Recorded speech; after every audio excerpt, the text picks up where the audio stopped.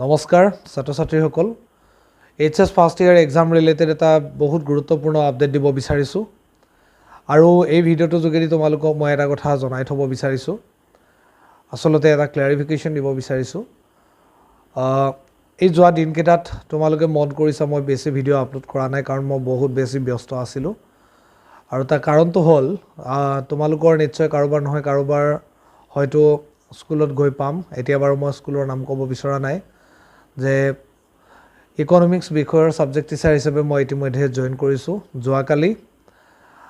তোমালোকৰ মাজৰ হয়তো হেখন স্কুলৰ ক্যান্ডিডেট থাকিব পাৰা যেকিন হক বাৰু আৰু সেই পাৰপাজত মই যেহেতু নতুনকৈ নিযুক্তি পাইছো অলপমান ব্যস্ত থাকিলো মই আৰু সেই ব্যস্ততাৰ বাবে তোমালোকৰ আপডেট বিলাক দিব পৰা নাছিলো কিন্তু যোৱাকালি মই নোটিছটো পাই আসলতে নোটিছটো কেইবাদিন আগত পাইছিলো মই ভিডিও হেখন নোটিছ আৰু বেছিয়ে গুৰুত্ব দিয়া নাছিলো লগলে কালি ভিডিওটো আপলোড কৰি দিলো আৰু তাৰ পিছত দেখিলো তোমালোকে বহুতে ফেক বুলি কৈ আছে তাৰ পিছত মই আকৌ ষ্টাডি কৰিলো যে অফিশিয়াল নোটিফিকেশন টাইপ তাত লোগো আছে কাউন্সিলৰ তাতে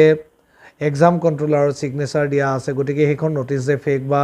ষ্টুডেন্টক লৈ কোনোবাই যে তেনেকুৱা ধৰণৰ কিবা ধেমালি কৰিব ষ্টুডেন্টৰ কেৰিয়াৰক লৈ হেতু আসলতে মোৰ মাইন্ডতে নাহিল গতিকে মই ভিডিওটো প্ৰস্তুত কৰি দিলো যে এনেকুৱা নোটিছ ওলাইছে কাৰণ তেনেকুৱা ষ্টুডেন্টক লৈ তেনেকুৱা মানসিকতাৰ যে কোনোবা ব্যক্তিয়ে তেনেকুৱা কাম কৰিব পাৰে আসলতে তেনেকুৱালৈ ইমানলৈ ভবা আসলতে নহয় কাৰণ ষ্টুডেন্ট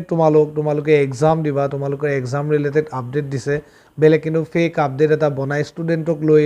ষ্টুডেন্টৰ ভৱিষ্যতক লৈ যে তেনেকৈ কোনোবাই ধেমালি কৰে আসলতে তেনেকুৱা কথা আসলতে আমি নাভাবো ফলস্বৰূপে ভিডিওটো দিলো পিছত দেখিলো যে ফেক হয় মই লগে আনলিস্টেড কৰিছো সো তোমালোকে হয়তো এতিয়া আৰু নতুনকৈ কোনেও ভিডিওটো পোৱা নাই যেকিন হক বাৰু হেতুক লৈ তোমালোকে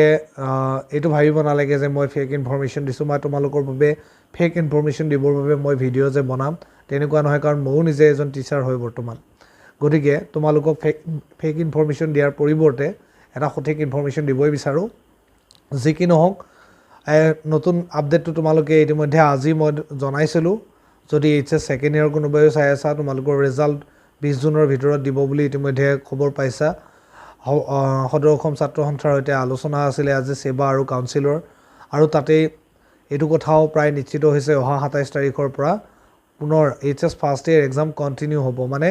ফুললি কেনসেল হোৱা নাই কিন্তু যেবিলাক নোটিছ ওলাইছে তাত কেতিয়াবা সাসপেন্ড বুলি লিখিছে কেতিয়াবা কেনসেল বুলি লিখিছে এইবিলাকে অলপমান খেলিমেলি লগাইছে আসলতে ডাইৰেক্টলি যেতিয়া এক্সাম এটা কেনসেল কৰা নহয় বা